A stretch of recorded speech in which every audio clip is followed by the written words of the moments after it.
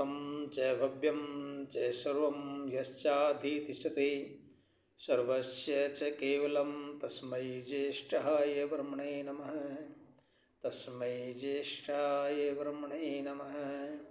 ओम शांति शांति शांति। ओम। सज्जनों,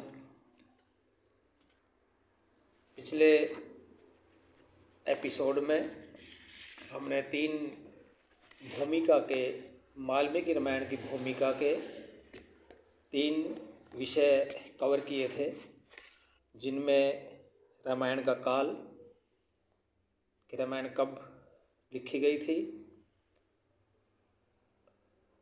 दूसरा रामायण पहले रामायण हुई या महाभारत, और तीसरा रामायण काल्पनिक इतिहास नहीं है। इन विषयों पर हमने प्रकाश डाला था। स्वामी जगदीश्वरानंद जी ने बहुत ही विस्तारित शब्दों से अकट्य प्रमाणों के माध्यम से इस ग्रंथ का जो संकलन किया है, इसको संकलित किया है और अनुवादित किया है। तो उसी में स्वामी जी बहुत ही अच्छी बातें, बहुत ही अच्छी लिख रहे हैं। आगे उन्होंने कुछ एक शंका समाधान जो किया है कि हमारे लोगों की कुछ शंकाएँ रामायण के बारे में, उनके जो कार्रवाइयाँ थी, जो राम के जीवन में जो कुछ घटनाएं, उन घटनाओं को कैसे दिया गया, उनके बारे में कुछ शंका हैं। उनका समाधान स्वामी जगदीश्वरानंद जी ने दिया है। तो उन्हीं को आगे मैं पढ़ने की और अग्रसर होता हूँ। सज्जनों, रामायण के बारे में अनेक भ्रांतियाँ जैसे पीछे ही बताई थी, भ्रांति और मिथ्या धारणाएं लोगों पर स्थित है बहुत ही ज़्यादा। स्वामी जी ने अपने अनुवाद में स्थान स्थान पर इनका होने वाली शंकाओं का समाधान देने का प्रयास किया है।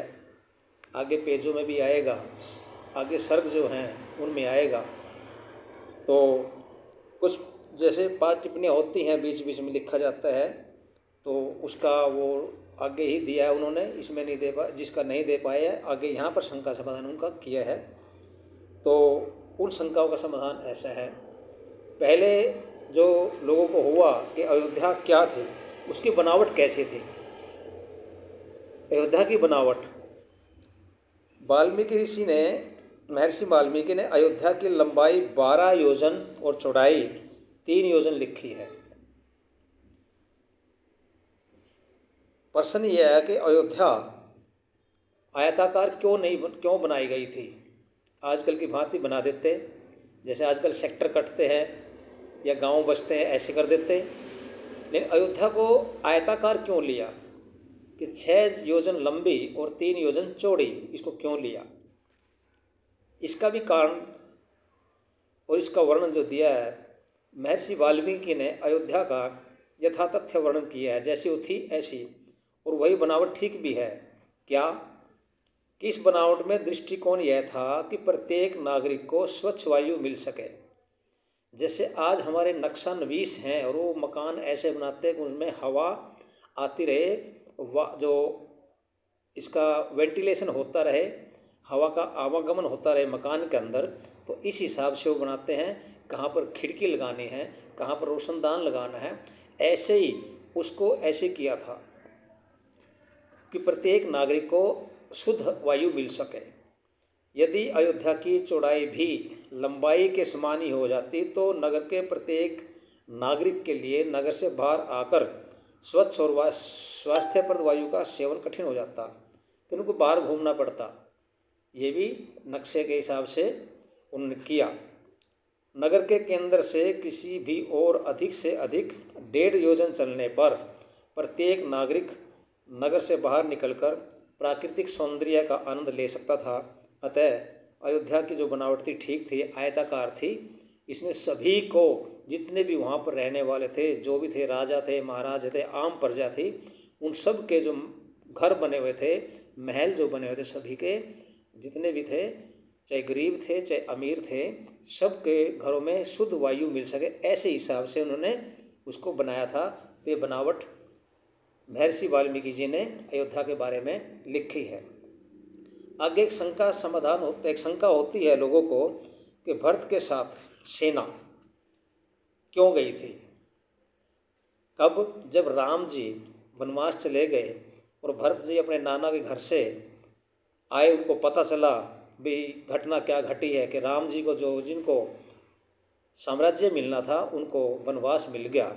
तो भरत जी से ये सहन नहीं हुआ और वो अपने मंत्रियों के लेकर के, अयोध्या के मंत्री जिसमें सुमंत्र वगैरह भी थे, सबको लेकर सेना के साथ, वो सेना को ले करके जाने का आगे जो स्वामी जी ने लिखा है वो क्या है कि जिस समय भरत जी श्री राम को चित्रकूट से अयोध्या लाने के लिए गए, कब चित्रकूट में पहुंच चुके थे, श्री राम सीता और लक्ष्मण के साथ चित्रकूट में पहुंच चुके थे और भरत जी उसने उनको लेने के लिए ये तो अपने साथ और बहुत बड़ी सेना भी ले गए।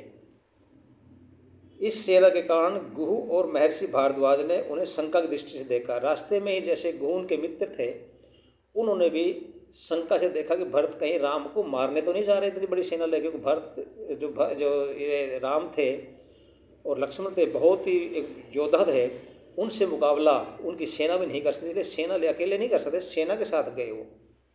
तो आगे जो ऋषि भारद्वाज जी थे वो रास्ते मिले और जो गुहू उनके राम के मित्र थे उन्होंने उसको शक से देखा, शंका हुई भरत के बारे में।